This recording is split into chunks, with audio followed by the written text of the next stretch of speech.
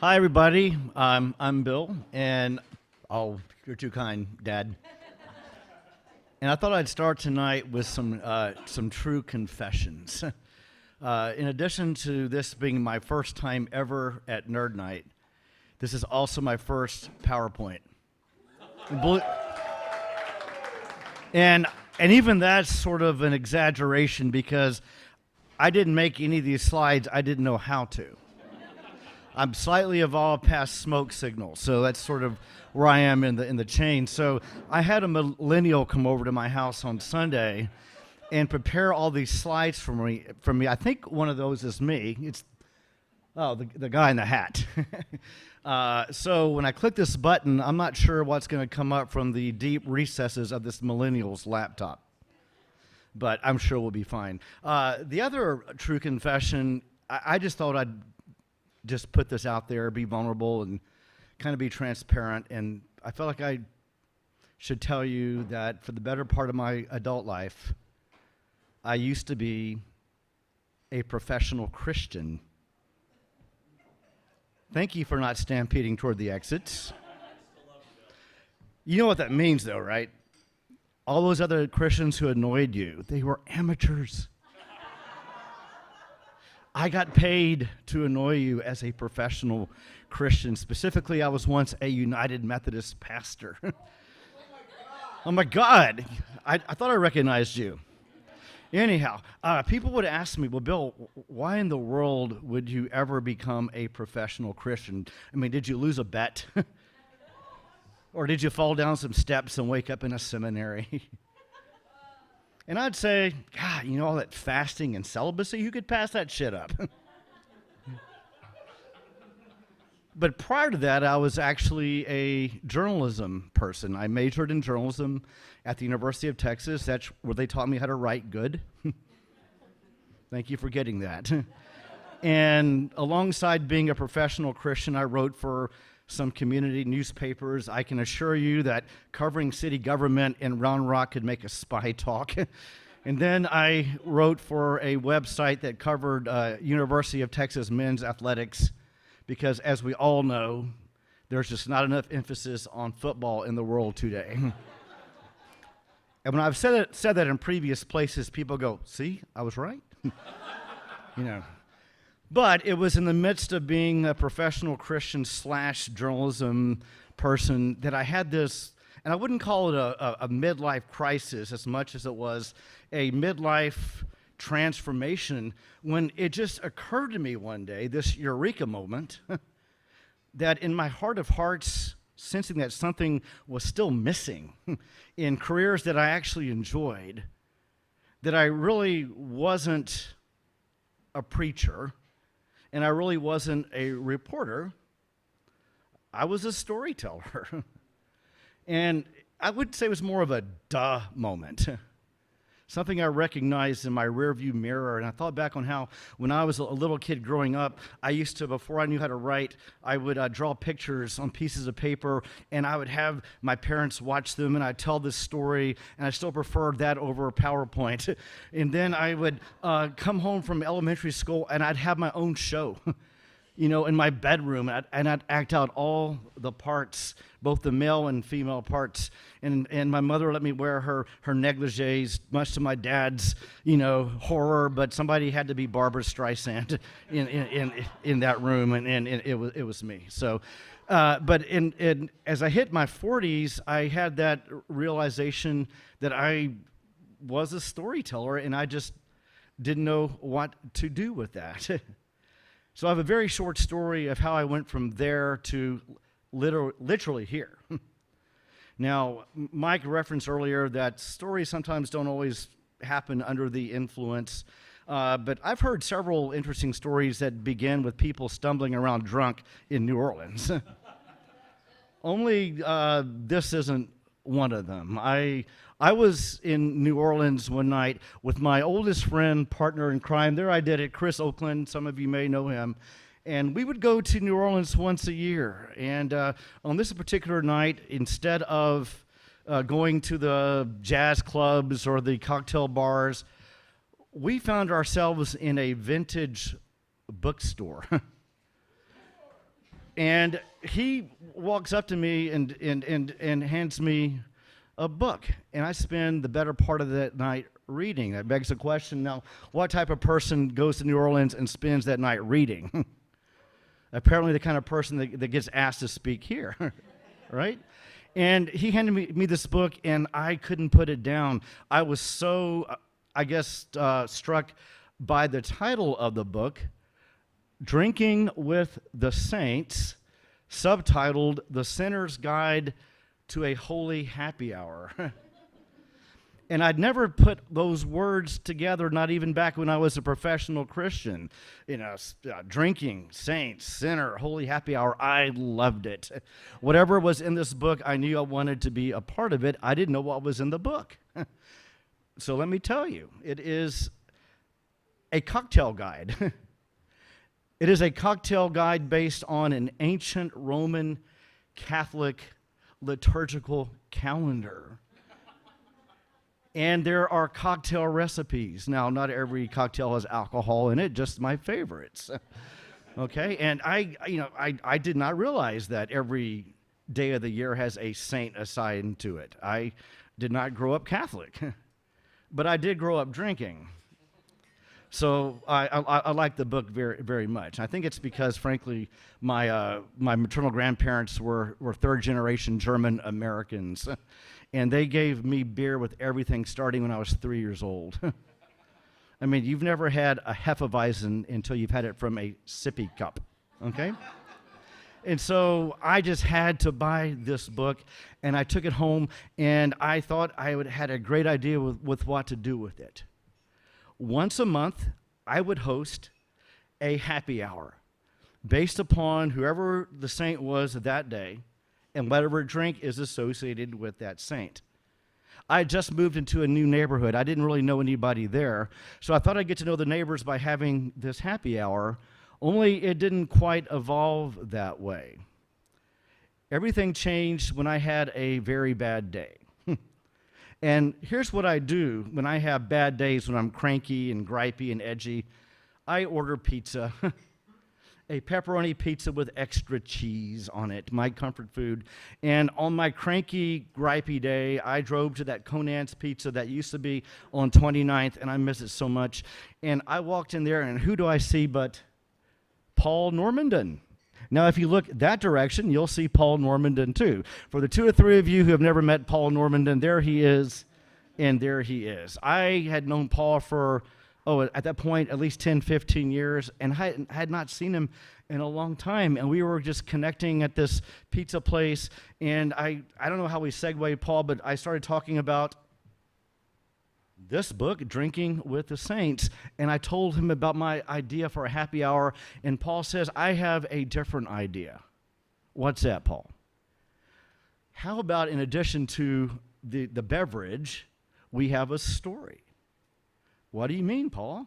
I thought he meant that, when you start drinking, the bullshit starts flowing, and here we have these spontaneous stories. No, Paul suggested something a bit more structured, like we would see who was a saint for that day. We'd see the legend associated with the saint, and we would come up with a theme, and then have in advance 3 or 4 storytellers who would tell a true tale based upon that theme. Just for example, it seems like every other saint has, according to their tradition, has slain a dragon. And so at times our themes have been slaying dragons. We have that theme so much, sometimes we tell the theme from the perspective of the dragon about to be slain. And that opens up a whole new category of storytelling. And so that's just one example of how we did it. And so on January 7th of 2018, Paul and my friend Chris Oakland came over to my house, and we said what we're going to do is plan something called Drinking with the Saints, where people will tell stories very loosely based on these themes. And so I had all these chairs lined up in rows in my living room, and there was a microphone and a speaker's podium, and I think we had 6 speakers that night. And really what we wanted was for these speakers to speak very briefly and allow the listeners to have one of those experiences where that story reminded them of something in their lives, in their narrative, how they felt, and they would chime in and tell stories too. And so the first speaker got up and told the stories, And we said, would anybody else like to respond? Crickets. Silence. Same thing with the next storyteller. No interaction from the audience until we went through all 6, and I thanked them for being there. And when they left, I said, Paul, this idea is terrible. It's a failure. And Paul said, let's try something different next time. Instead of having all these chairs in a row, let's put them in a circle. And that changed everything. Because the optical, when you walked into the space, wasn't rows of chairs, which indicates presentation, but rather a circle, which suggests participation. And it just took off from that moment on. In fact, people spoke so much between stories that we had to cut back from 6 to 4 storytellers max, just to allow for all the spontaneous storytelling that was flowing back and forth between all the participants. And things were going great until COVID. And then we hit the pause button. And then when things were starting to emerge again, we decided that we should do this outdoors instead of my living room. And that was a whole different game changer as well.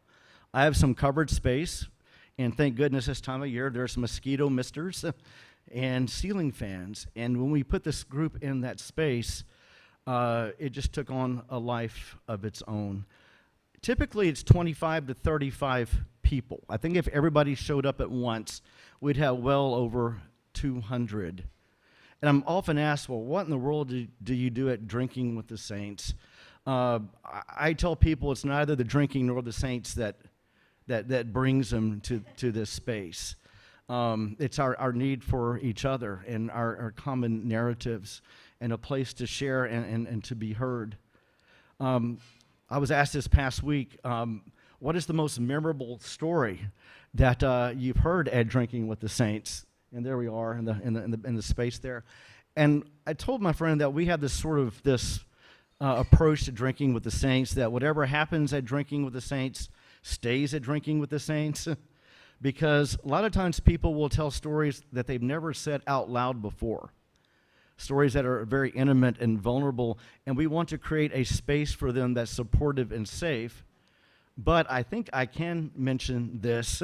I remember in our very first year, I forget the theme, but the first speaker told about what it was like for him to be, at one point, a professional Christian, and then to have lost his faith. The next speaker talked about her husband's balls. I think I'll have a slide. No, I don't. But we segued just that quickly from Bible to balls. You never know what you're going to get at Drinking with the Saints. The same person asked me, well, Bill, what do you think is the most important element of storytelling? And I said, well, for me, the stories, there seems to be, well, the ones I listen to are the ones that seem genuine and authentic and with some vulnerability. And Mike alluded to this earlier, and when I told my friend, to me, the most impactful stories have to do with what I heard are the two most important words in the English language. Me, too. When you hear a story and you have that me too moment, that happened to me too.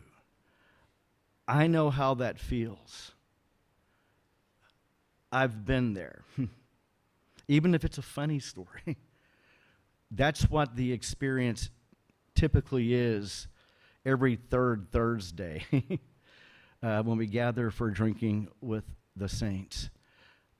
Because, as I mentioned earlier, it's neither the drinking nor the saints that brings us there, but rather our need for each other. The last thing I'll say is that I think we would agree that and maybe Austin's an exception, but for the most part, our culture has evolved into a place where people don't have opportunities to tell their stories. like they used to. And one of my fondest memories growing up was going to my hometown to visit my grandparents way back before there was the internet, before there was anything in your hand that you can scroll, back before you didn't need more than one hand to count the number of TV stations, and they all went off the air at midnight.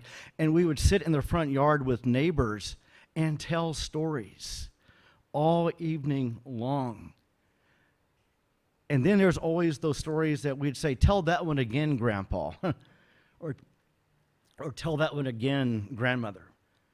What Paul and I and Chris wanted to do at Drinking with the Saints is to get a circle of people together who would not otherwise be sitting next to each other if not for this particular intentional event.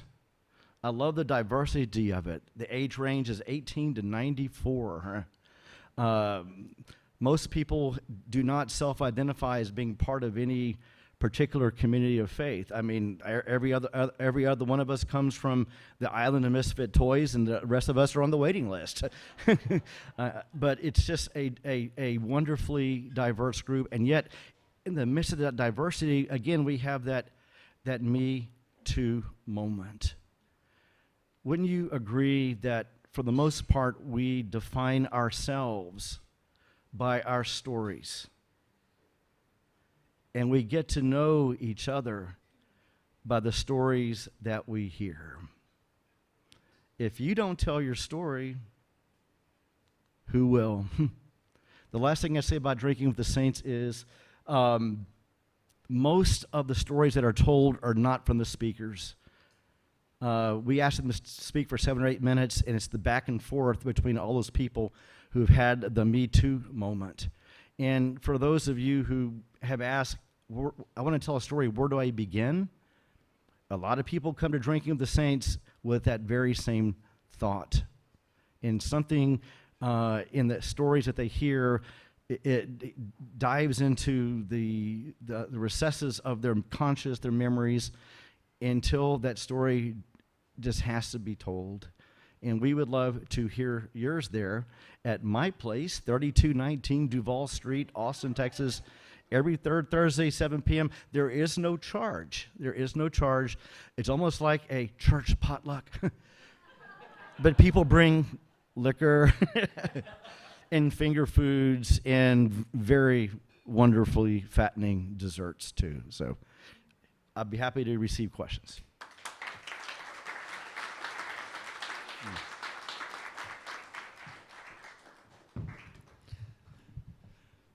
Okay, who has the first question?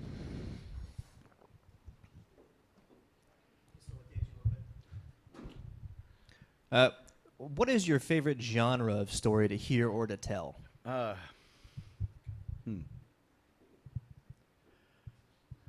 tend to enjoy hearing stories that are comedic, maybe an embarrassing moment, but in reality, the stories that impact me, now I think about it, are when people tell something about their lives in which they were vulnerable or scared or pushed through something, and because it challenges me, even at my age, to do something as well like that.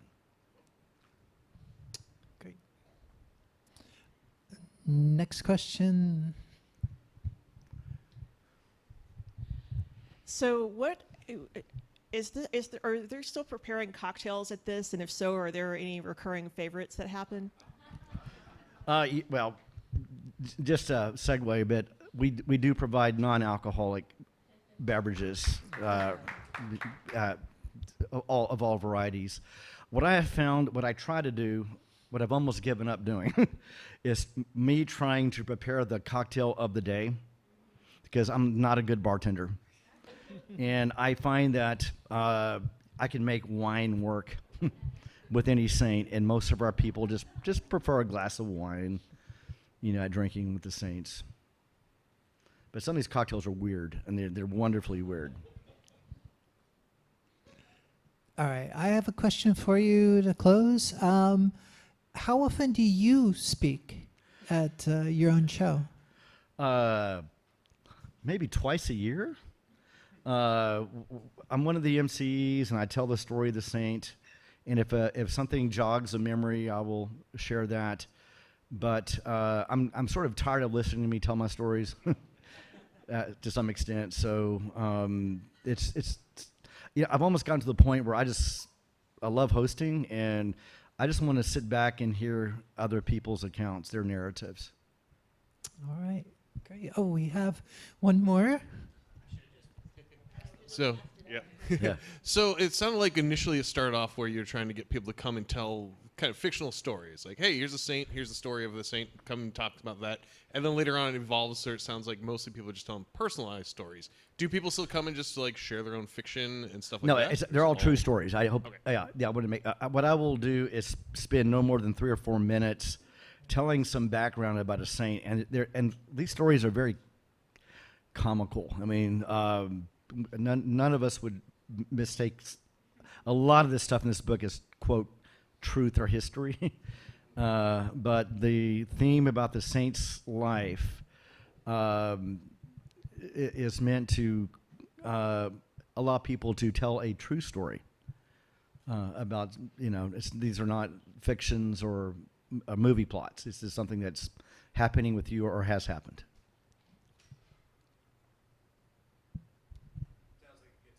It is. Sure. So this sounds like it's a little loosey-goosey. Do you ever get story hogs who just kind of tell a story that goes on and on and on? Absolutely. Absolutely.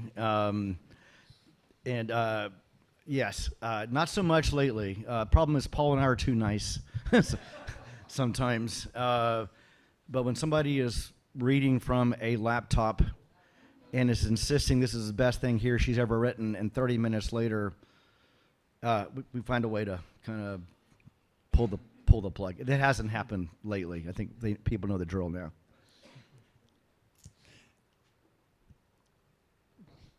Is that a hand in the air, or?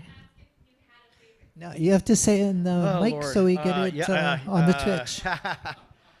Our very first saint. Sorry, I have to ask the question in the mic. Yeah. Yeah.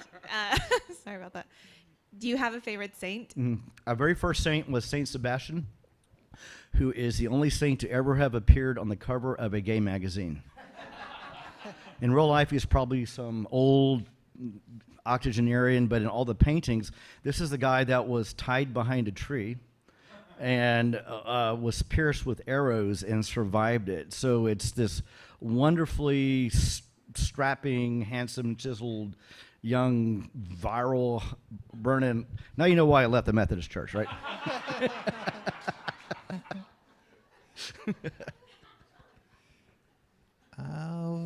Right. Oh, a question about on Twitch about the book. Is it still in print? Yes. In fact, the crazy thing, I thought this was written by somebody who must have been buried in Rome 1,000 years ago. The author is a Baylor University professor who is still teaching. Oh. That kind of ruined it for me a little bit. Cool. We'll have to get him to come and do a Nerd Night. Right. All right. Thank you so much, Bill.